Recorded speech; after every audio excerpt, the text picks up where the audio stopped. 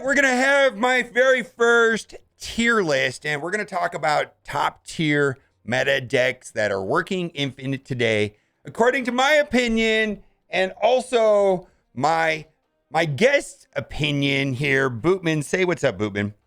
Hello, everybody. Glad to be here. Okay, so I feel like both of us are opinionated on this topic of what decks we consider to be top tier, tier 1, S tier. And we're also going to talk about like tier 2 decks. And I just want to make the distinction. I think all of these decks that we're going to talk about today can get to Infinite. They can get to Infinite. Some are better than others. Some are going to do better than others, but it's up to the player, right? What are your thoughts about this concept? Like, snapping and all this other stuff is so important.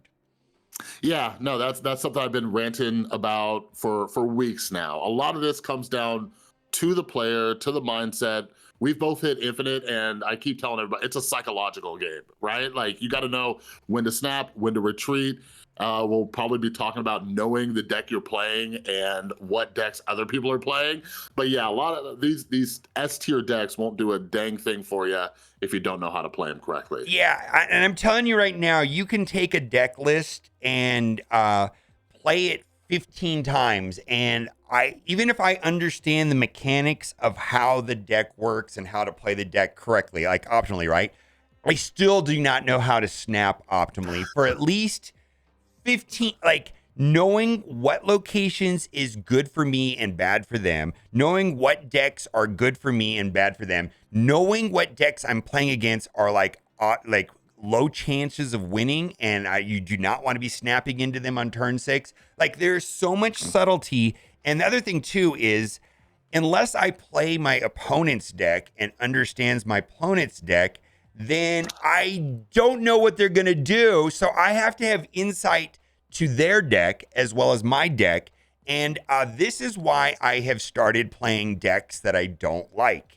Like, I started playing decks I don't like so that I can understand what works and what doesn't work for them. And a lot of things have opened my eyes, and it's about snapping. We could make a whole video about snapping, but this is tier list. We're going to show decks, and we're going to talk about decks that are crushing it, that are getting to Infinite, that people are doing on Infinite. And I feel like, correct me if you're wrong, I feel like there are 3 very specific archetypes that are top tier right now.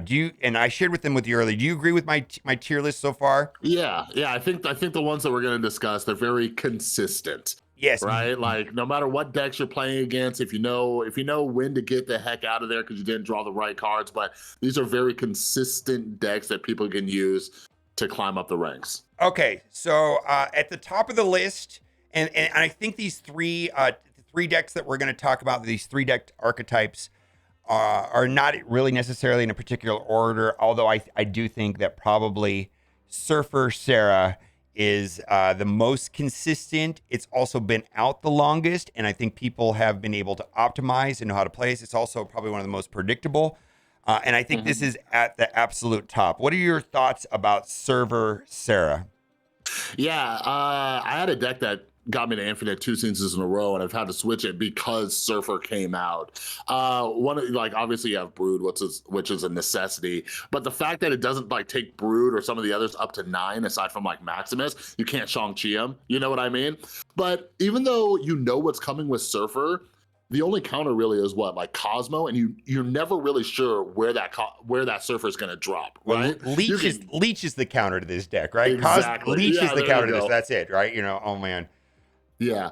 But yeah, no, I love it. What variations? You were mentioning a deck that you play with Surfer, and you had some thoughts about Domino, but because there's a lot of variations of this. You say yours and I'll say mine. So before we get into the variations of this,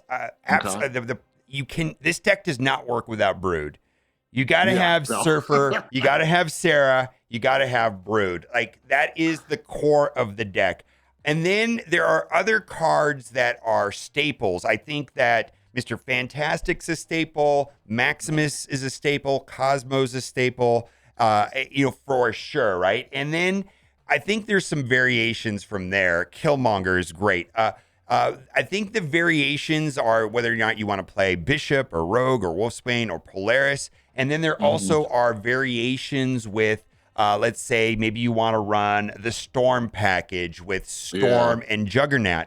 And then there is another variation where if you could see these two deck lists that I've been showing you right here, they run 1-drops and 2-drops. And these are the amazing 1-drops and 2-drops, right?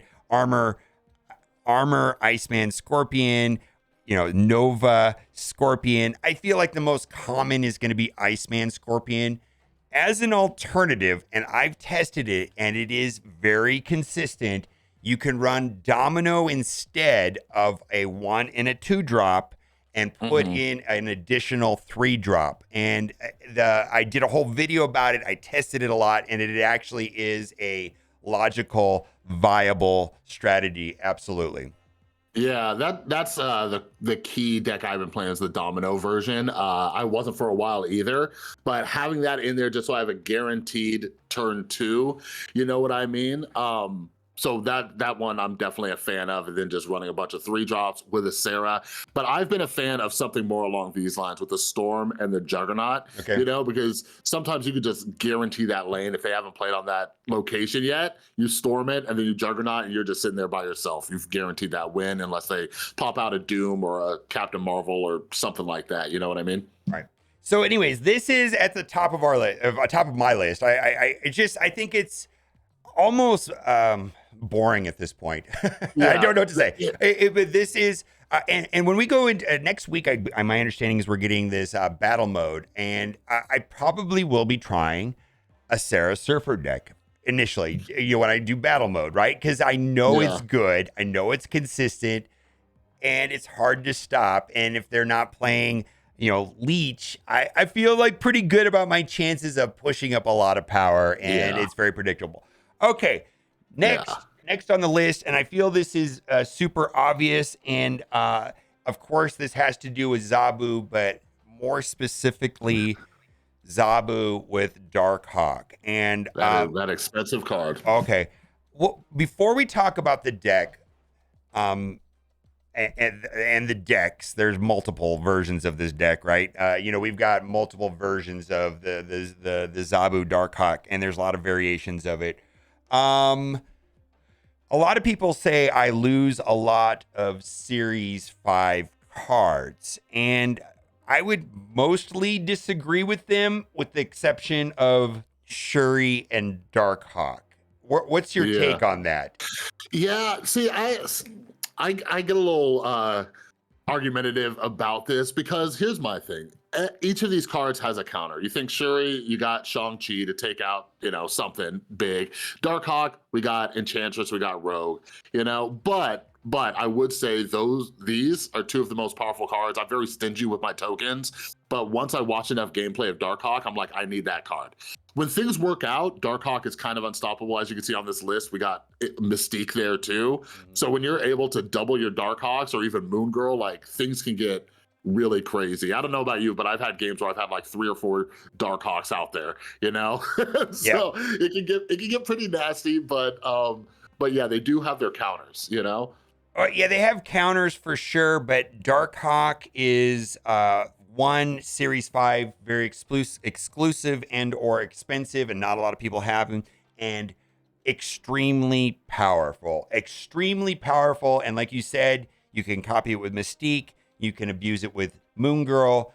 This build right here runs America Chavez, so that makes her more consistent. There's a Mhm. lot of things you can do with Darkhawk. Tell me about the KM Best build that you've been playing.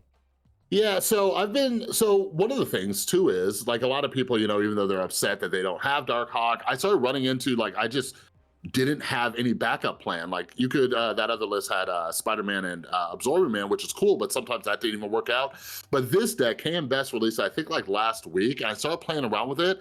And what I love about this one is it has a Devil Dino backup plan. I think Agent Coulson is one of the most underrated cards. You get a guaranteed 4 and 5 drop card, right? So worst case, you're going the Dino route, and you could always Mystique your Dino on turn 6. Or you could just go the Darkhawk route because you have Rock Slide and Korg. You don't get too many rocks in there because unless you're able to duplicate with Moon Girl, but I've enjoyed this deck a lot more because it has a more solid backup plan. Okay. So we've talked about Surfer Sarah, we've talked about Zabu, Darkhawk. We're now going to talk about decks that have Zabu and Surfer and Darkhawk, and then we're also going to talk about Zabu decks that are amazing without Darkhawk. Before we move on, let's go and talk about this. I just called this deck Just Win Baby. This was a Just Win Baby. This was the deck that pushed me to Infinite this season. It was popularized by TSLG. And again, it's taking advantage of all the good cards. I do want to say that good cards or expensive cards like Bass Series 5, I don't necessarily think this made the deck better or more consistent at all. Mr. Negative is amazing when he works. Mr. Negative is amazing when you draw into an inverted Iron Man. Sometimes it just doesn't work out and he's board space, but this is what I would consider an explosive 8-cube potential deck. And I got to say that if you're playing against this deck and you see Mr. Negative drop on turn 4, be very scared. Yeah. Yeah, let me ask you this too, because my son is a huge fan of Bass, and he's like, "Oh, I'm gonna get Bass and stuff." Explain to me the logic behind Bass in this deck. Is it just getting your 0 power cards to 3 just in case something doesn't go down correctly? Yes. So all the cards synergize with Bast. Now, Bast can be a hassle if you draw her late, and Bast can feel bad. And also, the thing with Bast, if Bast is in your starting hand, you don't necessarily want to play Bast turn 1. Typically, a turn 2 Bast is a better play. You draw another card, you know what I mean? By going to turn 2. You're not normally doing anything on turn 2 anyways, unless you have Black Widow. So, if you don't have Black Widow in your hand, might as well wait to turn 2, and then you're getting everything up 3-3. I think Bast is amazing. Does Bast feel bad sometimes? Yes. Now, Bast is dropping down from 4 to 5, or 5 to 4 rather, on the 31st. Worth considering. I don't know if I would spend tokens again. I'm with you. I feel like Shuri and Darkhawk were the 2 cards that I spent tokens on, 6,000 tokens, and I felt like I got a lot of value. Where Bast, I feel like I got some value for sure, but not to the extreme nature that I did with Shuri and Darkhawk. So this is I feel like this deck was more fun to play for me because I had been playing Zabu Darkhawk, I had been playing Silver Surfer, and now this kind of brought all the ideas together. I was able to win. I was able to get to Infinite. And it was fun, but I don't know if it's as consistent as those other builds that we've mentioned before. So this might be what I consider a tier 2, if you will. Yeah. Did you figure out kind of when to retreat with this deck? If things didn't work out? Oh yeah. This was. I mean, if you're playing Brood on turn 3 and you have Silver Surfer in your hand, that feels good. Zabu on turn 3 feels good, for sure. Then you're gonna get a lot of cards out, and then there was some ways to abuse Wong with Ironheart when you have Zabu out on turn 3, and same thing, Wolfsbane can be abused with Wong. So, and then if you play Mr. Negative and you don't have cards like Iron Man or Mystique or Silver Surfer in your hand, you're going into turns 5 and 6 potentially drawing a 0 cost card that could be very powerful. Or even Darkhawk at 1 power was very amazing. Anyways, very good build. Now, I wanted to show an amazing Zabu build right here that is not including Darkhawk. This is a top tier deck that absolutely people can get to Infinite with. I feel like Darkhawk is the superior build, but absolutely people can win the build. Do you have any experience with this deck? This one, I think I tried it for a few games. How has it been for you? Like I don't remember how consistent it was for me, but it looks pretty solid. Yeah, the idea of this deck was just to get Moon Girl out on turn 4 and then maybe play Devil Dino on turn 5 and 6. It was fine. It was very consistent. I can't explain how busted Darkhawk is, and that is that. It's like something's missing when you don't have him in one of these decks.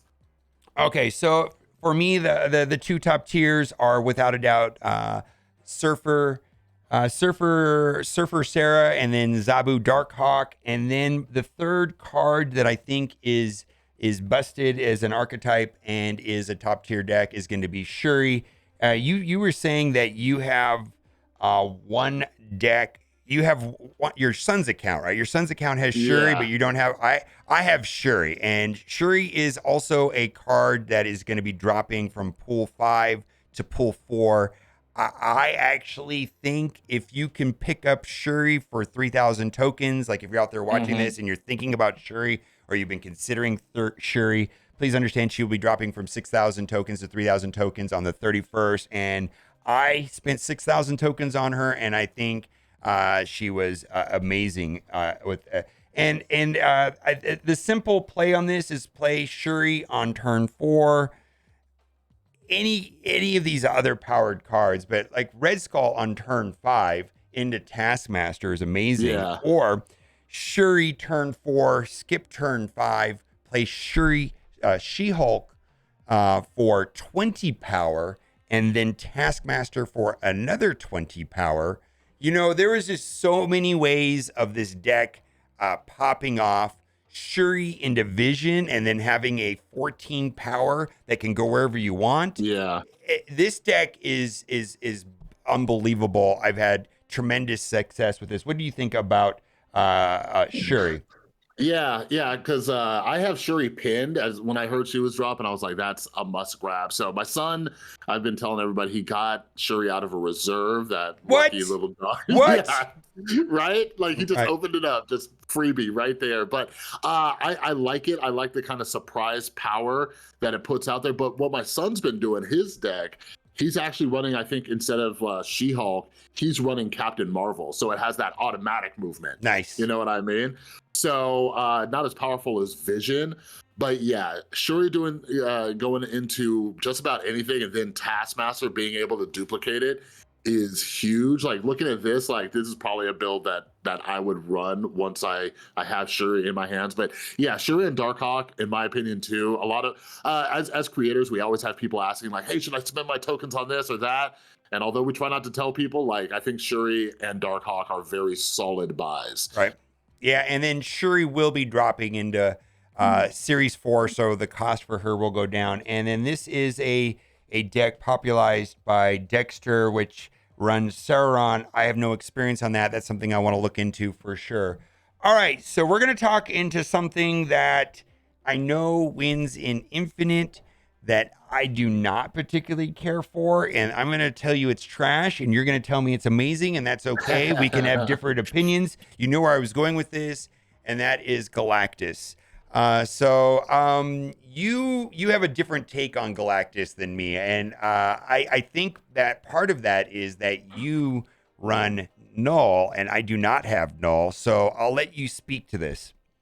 Yeah, so speaking of my son's luck, a little bit of it rubbed off on me because I ended up opening my first Series 5 card and it was Galactus. So I had Galactus pinned, but then I was like, this card's too random and stuff. So like that first deck that you showed without Null, I was doing that and I was like, man, I am so happy I did not spend 6,000 tokens on this card, right? Like it is just, it's very unpredictable, and you know people can snatch cubes from you. You go in all confident, thinking you're surprising them, and it just feels bad, right? And it's terrible. But soon after Galactus popped up, Null did. I wanted an excuse to get Null, and with this, I made a video on this, and when things line up, you could very confidently snap and retreat. We were talking a little bit, and you might say something on this, like if somebody steals your null with like a rogue or something, it's terrible. So I've had to kind of learn to make sure I don't have priority, right? So I can go in there, not have to worry about the rogues or the Shang-Chi's or whatever. So what I'll do is I'll Galactus on a lane where they already have some power. But sometimes Wolverine jumps over and he kind of screws that out for me. But when you're able to do it properly, you run Electro on 3, you do Doc Ock on turn 4, yank in a bunch of their cards, bring in a bunch of power, blow up a lane, your Null gets buff, and if things are really good, you could drop Null and Death and it's just game over, as long as you're not going into there with priority. But yeah, I definitely have been a little too confident and had my stuff blow up. So All right, so I have no experience with Null, but I've played Galactus, and I found, well, first of all, it just might not be a deck for me. I'm glad that I played it, so I can understand how to defeat Galactus players. Like, like that was what I did. And I also pulled Galactus for free out of a collector's reserve, and I had Galactus pinned. And then after playing Galactus for about a week, I was like, man, I'm glad I didn't spend 6,000 tokens on this. This is exactly how I felt. But I don't have Null, right?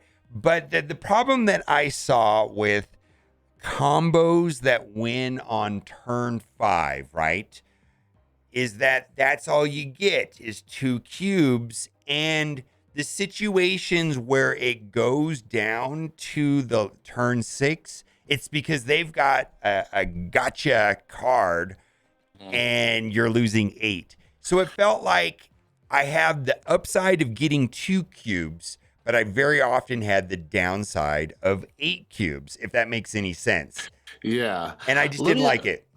Let me ask you this. What collection level are you? Do you know off the top of your head? I don't know, mid 5,000 somewhere, 5,500. Yeah, so I wonder what it is. So anybody who's following me on Twitter, and you guys should, Bootman MSTZ, right? But I play a lot of, I hate to use this word, non-intelligent, maybe dumb people. Like, they'll stay in. I'll snap them and they will stay in. I will drop Galactus and they'll stay in. Like, not all the time, right? But they'll stay in and they'll drop the silliest cards. I'm like, what did you think was gonna win here? But I will say this, my son is a lot better than most at expecting Null whenever he sees Galactus. I personally don't, right? And I think my Null has been throwing people off because if you think about like the rarity of these cards, right? Like how many players have Galactus?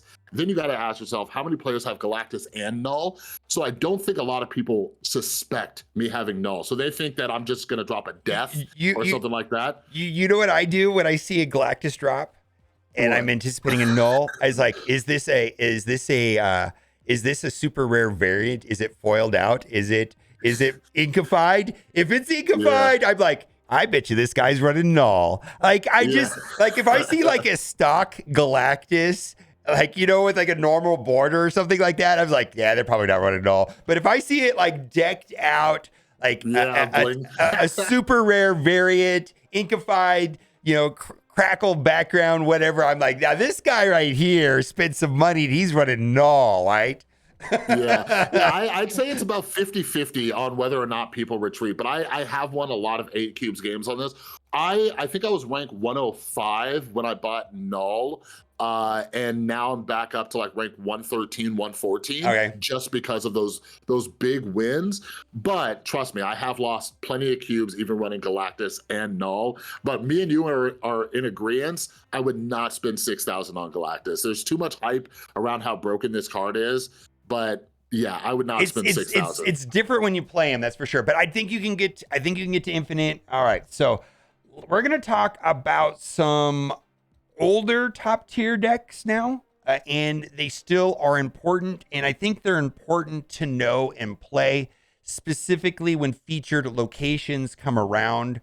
That these decks play well too, and these decks still can push to Infinite, but they are on a downward trend, if you will. I don't know how to word. These are still consistent known archetypes.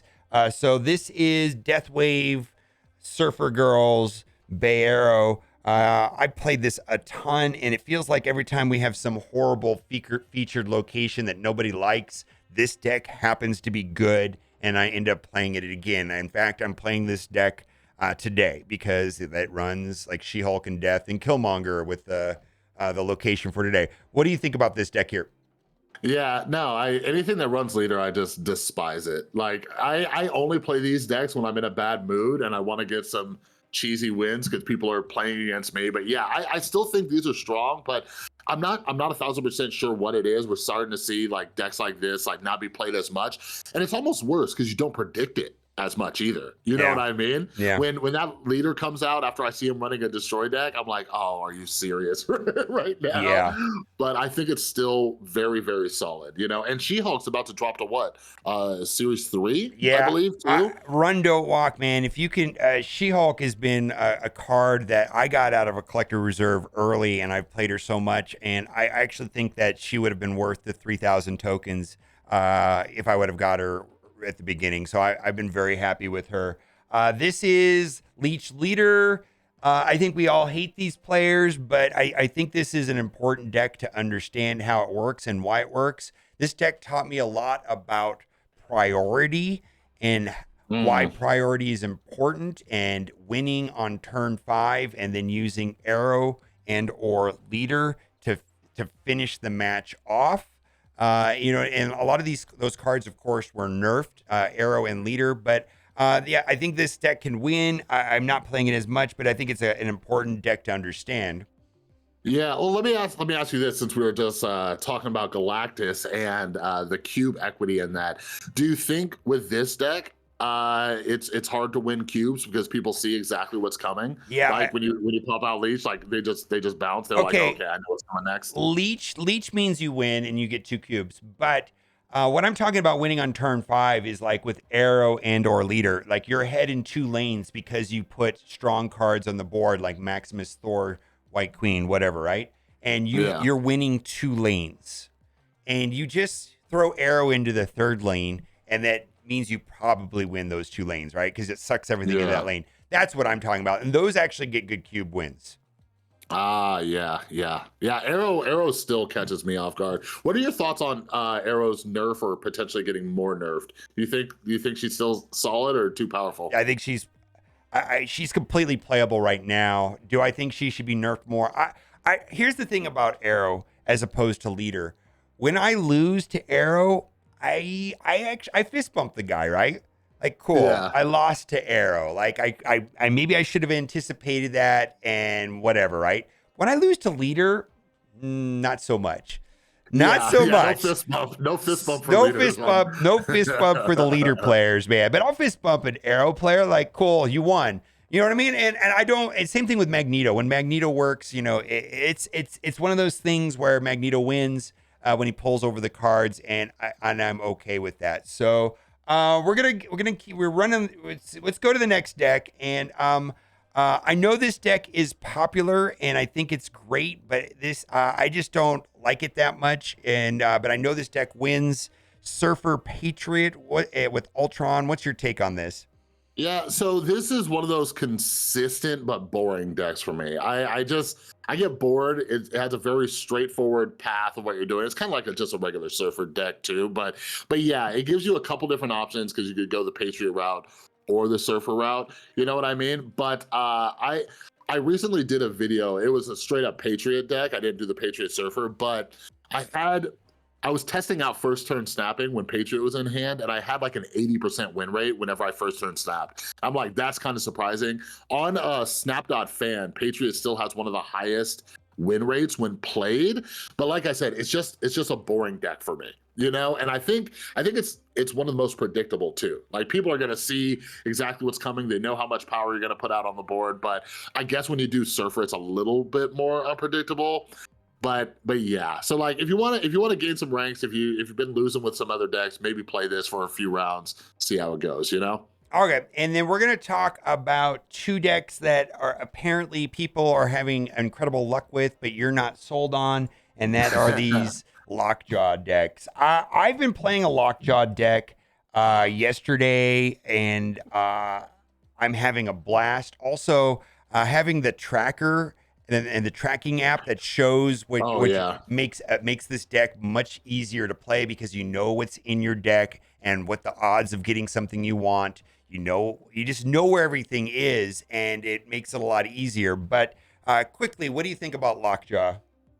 Yeah, like this is where I rant about it. Like, there's so much RNG in this game. I just don't like adding more to it, you know. And looking at Lockjaw, Dracula, and Jubilee just gives me anxiety. You know what I mean? Like, it's cool. Like when it works, it's like a massive like dopamine hit, right? When your Dracula hits Infinite, or Lockjaw pulls something major like a leech or something like that, very cool. But the randomness of it, like, I'm glad people win with it, but I cannot handle it. Okay, so I'm being contrarian. I am going to play this deck more just because of that. Like I feel like it's fun, but also it creates snapping opportunities with Dracula, and you typically, what messes up Dracula more than anything else is an opponent playing Maximus on turn 6. And you get two more, Yeah. and then you draw into Wasp and Sunspot, and you are anticipating, Giganto or Infinite. Like, so, like, Yeah. if you are, this is why you got to play other decks. If you are playing Maximus, and Maximus usually gets played on turn 6, and you see Dracula, you are messing them up, and you don't even know it. Like Yeah. playing Maximus on turn 6 just throws off the predictability of your opponent's Dracula. And how would I have known that unless I lost to it, right? It's just like, oh my God, Exactly. Maximus ruined me, my opponent's Maximus. So it's a lot of little things like that. Okay, so now, guess what time it is? Do you know what time it is? What time is that? It's time for the giveaway. Are you ready? Oh, what do we got? All right. All right. So what we do is we give away exclusive variants. And this is a special variant because it's not to one card, but it's to a group of cards. Are you ready? I think I am. You got to be hyped. All right. I really hope you liked this video today, because if you did, you are in luck. For every single person that likes this video, you will be getting for free in your account a McVengers variant. This is not a scam. Yeah, this is a nice looking variant. Yeah, look at that. We've got the Wendy's Black Widow. We've got the Ronald McDonald's Thor. We got the KFC Captain America, right? You can't lose with that. All right. Be sure to head over to Bootman's channel. We did another video over there talking about a similar topic. You're going to want to check that out. It's very exciting. And be sure to like and subscribe to his channel as well. And as always, thanks for watching. Keep on gaming. Bye for now.